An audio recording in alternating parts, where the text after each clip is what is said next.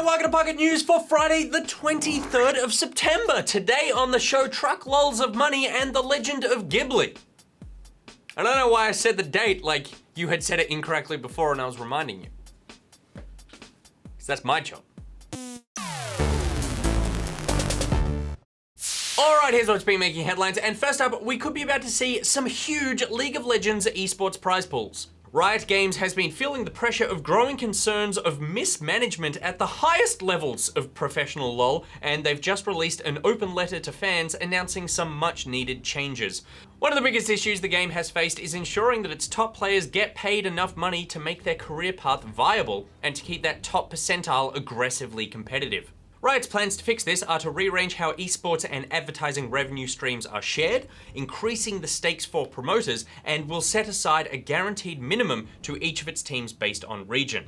They note that, as an example, each team in the European League Championship Series will get €100,000, with 50% of that money going to players as supplemental income on top of pre-existing salaries. Which still isn't a huge amount of money for a 5 to 7 person team, but they are going to take a leaf out of Valve's book. 25% of the money spent on certain skins and characters will go directly towards the prize pools of individual tournaments held throughout the year. It's a proven method which saw Dota 2's international tournament prize pool eclipse $20 million this year, and if you consider that LoL is about 13 times more popular than Dota, that is a lot of money that is going to get thrown around, and Blizzard want to get a piece of that money pie with Heroes of the Storm. After a pretty dismal esports showing in 2015, Blizzard are doubling down in an effort to make the game work on a professional level. They announced overnight the creation of the Heroes Global Championship, modeled on League of Legends' own League Championship series. Blizzard will manage ongoing competitions in North America, Europe, China, and Korea. The top 8 teams for each region, quote, will be contracted and guaranteed both compensations and regular competition. It is a big investment in a not yet really successful esport, but Godspeed, HOTS. I've spent way too much money on you for you to fail now. Moving on, and Titanfall 2 will revive its war of attrition. Developer Respawn Entertainment confirmed today that the much-loved mode from the original Titanfall would be returning for the sequel. Attrition is one of Titanfall's more distinctive modes. It's a 6v6 team deathmatch, but throughout the match, groups of friendly and enemy AI drop into the battlefield to add to a larger sense of scale.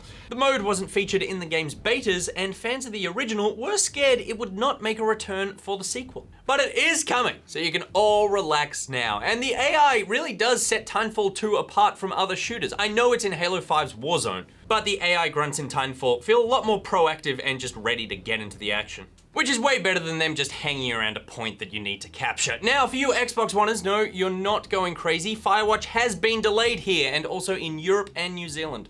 Developer Campo Santo has been pretty quiet since the game launched on Xbox One in North America this week, but they now revealed that classification is holding them back. They addressed the issue on their blog and said that they hope to have the game live in Australia by the 7th of October.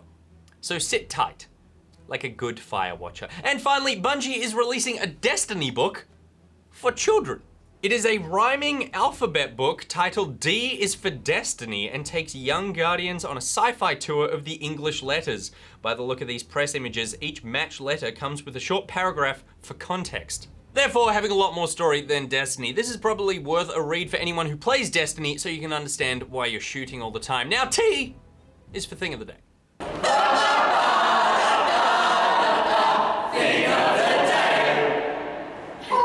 Artist and animator Matt Vince has made a trailer which combines The Legend of Zelda with a stunning imitation of Studio Ghibli's art style. Sadly, this is just a concept and not a feature that Vince is working on, but if this doesn't convince Nintendo to make a Zelda film, I don't know what will.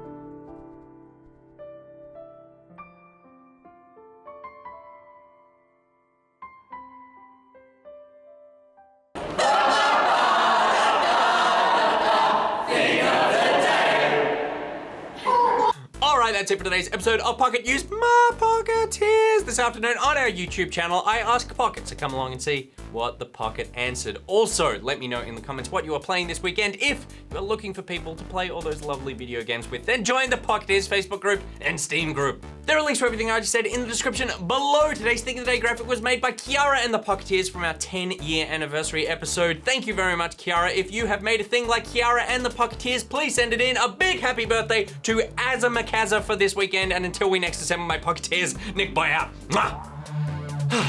Oh God, he is! He's a friggin' stickler! He's gonna make the announcement! No! You idiot! Attention, the mains power is about to be switched off for maintenance purposes. You're a psychopath.